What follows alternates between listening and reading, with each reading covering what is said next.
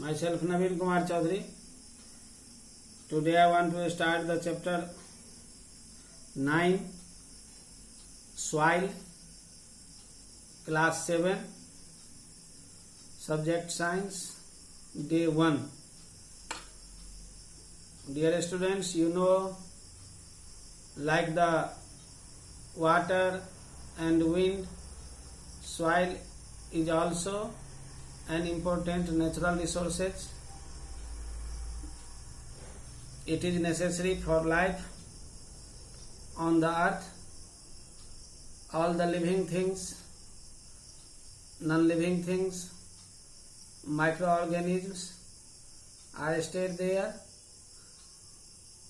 because the soil, the life is not possible for the living things. Plants can't grow. The roots of plants stayed in the soil. Soil is also a rich source of so many types of minerals, water. We know that it is also the home for many organisms, microorganisms such as bacteria and fungi. It is essential for agriculture work. It means without the layer of soil, we can't move, we can't stay, we can't do our activities of everyday life, of the all living and non-living things. It is an inseparable part of our life. Now you know about the formation of soil.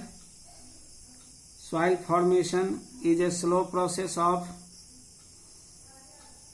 weathering, the process of breakdown of huge rocks into small rocks particles by the action of sun's heat, wind, rain, flowing of water and climate conditions. These are called the weathering. It takes millions of years to break huge rocks into its fine particles to make soil. The plants and animals die. Their bodies are decomposed by microorganisms that are present in the soil to form organic matter called humus. Humus contains nutrients like nitrogen, potassium and phosphorus, which are needed by plants for their growth and development.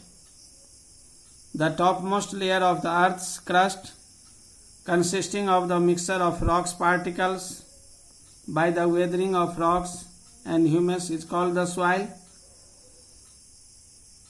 The nature of any soil depends upon the rocks from which it is formed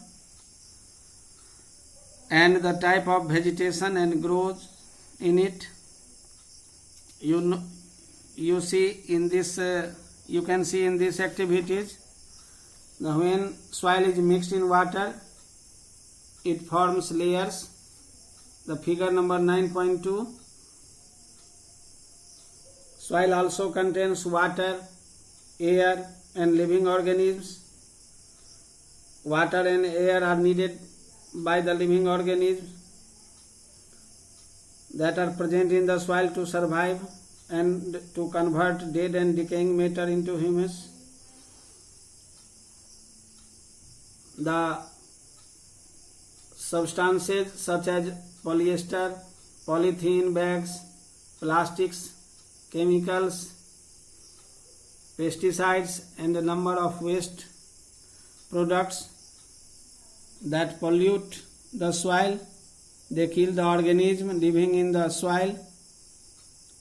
So we must aware about this for the pollution of soil. Now you know about the soil profile. A vertical section through the soil showing the different layers of the soil is called the soil profile. Each layer of soil profile is different in colors, textures, depth and chemical composition, and these layers are known as the horizon. To know about the horizon, the top soil, it is also called a horizon. The uppermost layer of the soil is called the top soil. It is the darkest in color and rich in humus and minerals. The humus in the top soil makes the soil fertile, in which the plants are grows.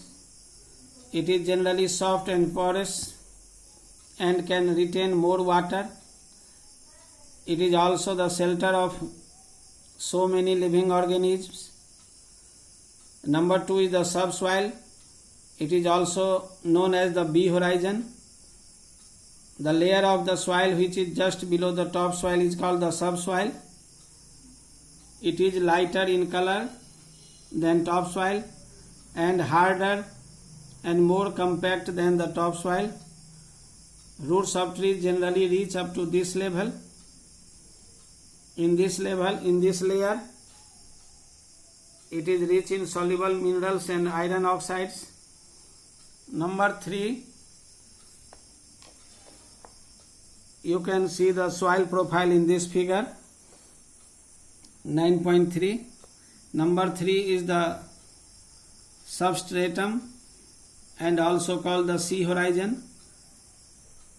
This layer of the soil which is just below the subsoil, it is made up of a small lumps of broken rocks. The layer lacks humus altogether in the infertile. And number 4 is the bedrocks and also called the D horizon. It is the just below of the substratum. The bedrock is solid, non-porous and hard layer of the weathered rocks. It cannot be easily dug up even with a spade. It accumulates over it to form the water table. The reservoir of rainwater accumulated in this layer is called the groundwater. When there is sufficient rain, groundwater level rises, whereas during drought, ground water level falls. That's all.